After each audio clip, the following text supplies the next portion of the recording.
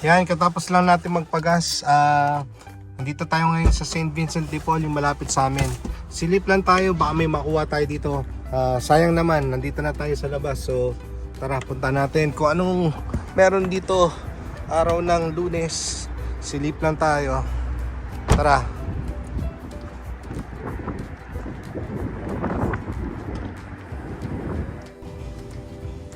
Welcome. Hindi sinasadya na dumaan lang tayo dito. Nagpagas lang ako. Tapos dumaan lang ako dito sa malapit sa kaya namin. Ang dami ko nakita magaganda. Pero ito yung mga napili ko as of now. Ito, fresh foam na kaso lang $15. Pero buong buo pa. Size 10, Gonjing. Ang ganda nito. Kukunin ko na. Bayaran mo sa akin mataas. Ganda nito, fresh foams. Tapos ito, nakakuha tayo ng polo na brand new shorts. Ito, automatic cap. Tapos ito, isa pa, classic fit. Yan. Ito, may kapakuha sa akin ito, medyo mataas, chimas. O, 500 pesos na to, baka 600 pa plus shipping. Pero sa tingin ko, kasya yan sa'yo. O, camouflage. Ito, hindi ko alam, pinag-isipan ko, ang bigat nito, leather mismo. Pero classic na classic. Marlboro. Ito naman, Carhartt, distress na. Oh. Kaya sa tingin ko, kukunin ko to. Kahit na medyo may kamahalan. Yan. Ito, kung kukunin ko to, first time, guess. Hindi ko alam. Pag-iisipan ko pa. Tapos ito, isa pa. Oh. Tapos ito pa. Lacoste sa size 40. Tapos Carhartt. Ang ano niyan nandito sa baba, oh. Magkano ba to? Oh. Kunin ko ba to? Size large. Baka iwanan ko yan. Tapos meron pa dito na champion shorts. Ito penguin, kunin ko to. Size 38. Oh. Ito pinag-iisipan ko pa rin, North Face. Kung kukunin ko to. O yan, nandito tayo ngayon sa Ukayan, may patugtog. Umikot-ikot pa ako, naglalabas sila ngayon dito. Chamba tayo. Yan. Nagpagas lang tayo, kaya ako nakaganto, nakabihis. Malamig sa labas. Pero yan, nakakuha kagad tayo, hindi inaasahan. Yan. Ewan ko lang kung ano, kung kukunin ko tong lahat. Dito naka-sale eh, so full price to lahat. So medyo masakit yan. Anyways, yan lang muna tayo. Meron pa dito Zara man na parang Chinese collar. Ang ganda rin. Tapos itong Columbia na short sleeve, okay din to. Tapos itong Ruka na tie-dye, pero to sa tingin ko iwanan ko na to. Yan. Etong dalawa, pag-isipan ko pa. Sayang pa yan. Itong ganda sana, hard rock oh. Paris, cafe, polo lang eh. Oh, hindi ko alam kung ma-out ko to. Sayang to. Baka hindi ko ma-out. Pero okay sana. Pag-isipan ko pa yan. May mga v-neck din dito, pero itong mga to, iiwan na natin to. Ito pa ako dito ng isa, v-neck din. Ganun din, iwan na rin natin yun. Saan ba yun? O basta nandyan yun. Ito, Tommy, parang old school oh. Iwan na natin yun. May mga Levi's, pero hindi na natin type yun eh. So, iwan. Ano to? Los Lobos. Pakita ko na lang ulit sa inyo pag may makita pa ako dito. Yan, meron pa nga dito. Pakita ko na to, papakita ko lang sa inyo. Hanes Beefy Tea. Saan yan? Wala, nakuha na ata ah. Ito, kaso lang 3XL na itim tapos long sleeve, kaya to iwanan ko na yan. Banana Republic, yan.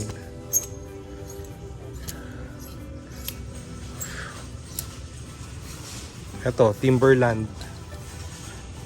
Mataas. Iwanan ko na. Yun, nandito na tayo sa bahay. Bali kanina, papagas lang talaga tayo.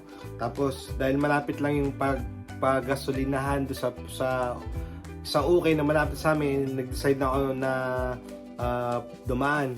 So, ito yung mga nakuha ko. Una yung ito, size 40 na Lacoste. Yan.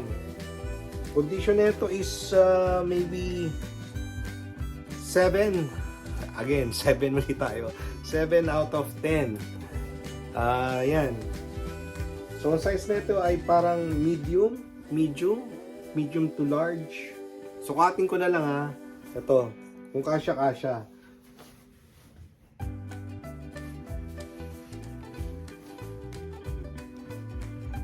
Ito lang yung kinuha natin para sa araw na to. Wala tayong balak na mag-ukay ngayon. Balak ko sana bukas pa. Pahinga sana ako ngayon. Pero ayan, para magawa na rin natin ng isang video. Tapos ito, tinuluyan natin. Size 36 tong TNF. Kaya ako siya kinuha dahil maikli lang siya. Pero although size 36, malaki sa akin to. Maganda to pang summer. Sa pauso na talaga to yung mga maikli. Tapos meron pa siyang pa-zipper dito sa likod, oh. Hindi ko napansin, may dito. Baka lang to.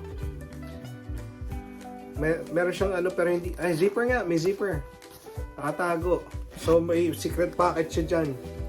Bukod pa sa pocket na dito sa likod. Ganda to. So, ito, condition nito is around 6 or 7 out of 10. Buo pa rin naman to. Tapos ito, bira tayo kumuha ng guess. Pero ito parang hindi siya ordinaryo na alam mo yun, yung mga pinarintan lang. Yung harapan niya parang cut in sew. Yan.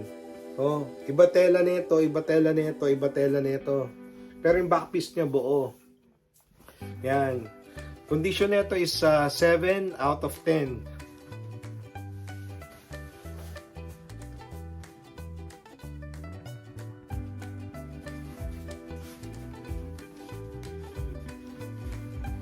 Maganda rin siya. Yan, oh. Okay. Condition nito again is 7 out of 10 or baka 8 pa. Kaya ako siya kinuha. Guess. Hindi ako kumukuha ng guess pero ito kinuha ko dahil ganda. Ganda rin yung size niya. Size large. Next one. Ito hindi ko mapas. Polo. Shorts. Brand new. Size large. So kung size large to, baka to 34 to 36 waistline, 34 to 36, brand new, may lang din siya, tapos may pa-logo siya sa may harapan. Yan. Basta mga shirts and pants, hindi ko na to susukatin ha.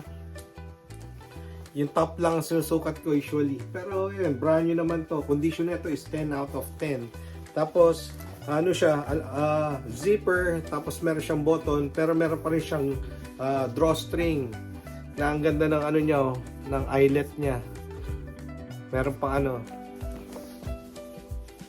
with tag to 10 out of 10. Tapos ito, tinuluyan ko to.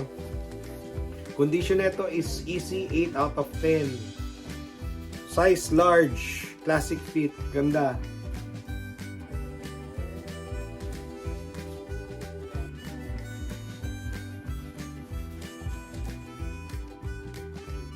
Bumbo, button down, long sleeve.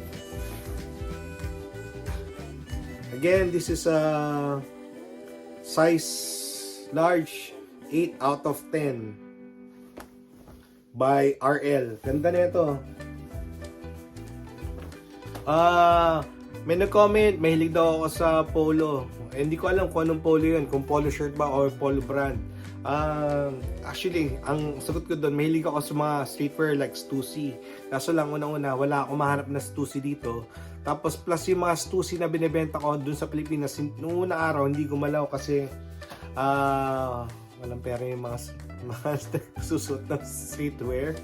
Hindi, mas mabenta lang sa akin yung mga polo o yung mga, I don't wanna call it Lux brand, pero dahil hindi naman sila Lux kasi dito parang regular lang yun.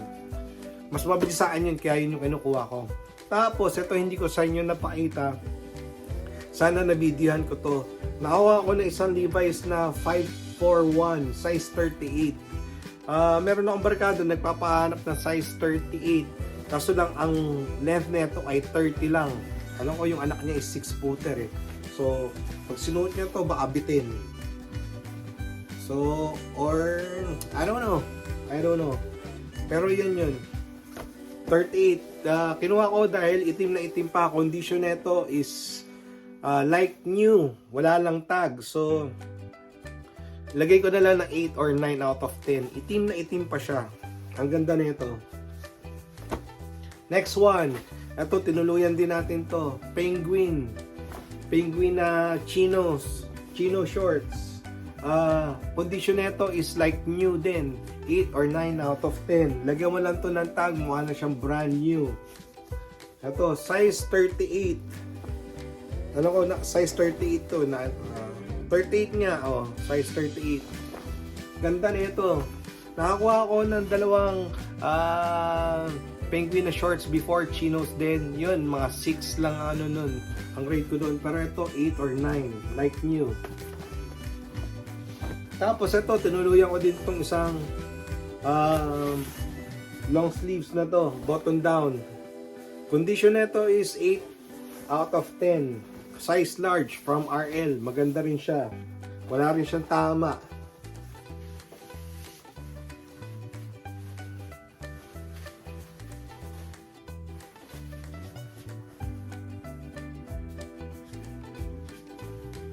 Yan.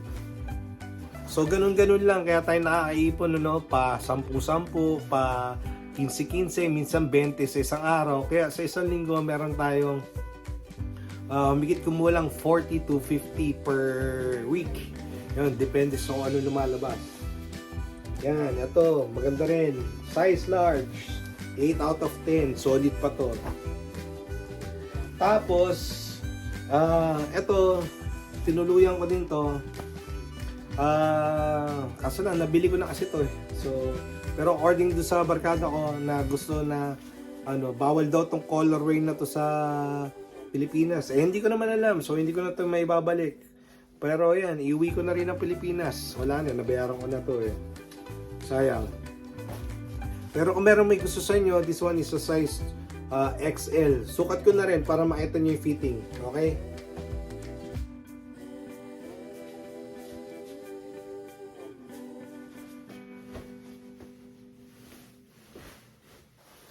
Condition nito is like new. Parang 9 out of 10. Buong buo pa siya. Speaking of condition, yung next one natin and last one for yung Marlboro, iniwan ko sa yung champion na shorts. Meron pang mga iba doon, hindi na natin tinuluyan. Ito, tinuluyan ko to. Itong Carhartt na to. Speaking of Carhartt, andito pala ako sa Michigan, Detroit. Metro Detroit. So dito yung pagawaan, nandito yung pagawaan mismo ng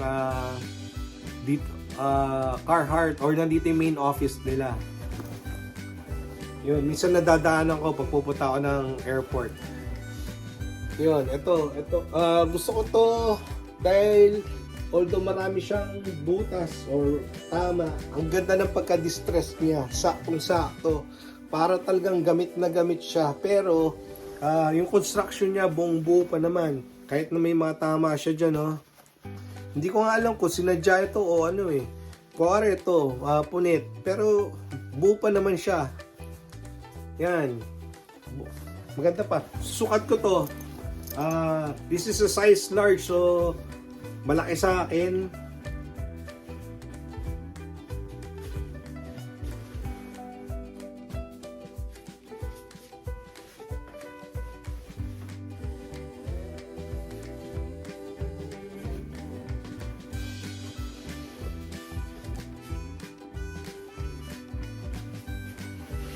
Malaki sa akin. Sayang. Oversize sa akin to. Ayan. So, ang last natin na tinuluyan doon for this episode ay ito. Itong fresh foams na to. Siguro 2 years, 3 years to lumabas. 3 years ago. Tapos ano siya, yung series niya is Boracay pa naalagay. Oh. This one is a size 10. Solid na solid to. Wala pang heel drag, toe drag, buong buo. Pati yung upper niya, ang ganda pa. Ang kinuha ko usually with the New Balance is yung mga 990, 991. Pero ito hindi ko maiwan kasi nakasubo ako ng fresh foams na New Balance. Meron ako isang fresh foam na New Balance. Isa sa pinaka most comfortable na shoes na nagamit ko. So, tiwala ako dito sa fresh foam na to na solido to, okay to. This is a size 10. So, kung sino may gusto nito, size 10. Medyo may presyo lang. Tapos medyo bulky ito sa bagahe dahil malaki. Kakain pa rin to ng pwesto. But still, solid na solid to. Okay? Okay, yan lang ating maikling video for today. Wala tayong balak, nagpagas lang tayo, pero dumaan tayo doon sa nagbakasakali lang tayo dahil nandun na rin tayo. Isang tumbling lang. Yun, buti naman meron tayong nakuha. So ito, isa to sa solid na nakuha natin. Yung logo niya nandiyan sa ilalim, oh. Yan.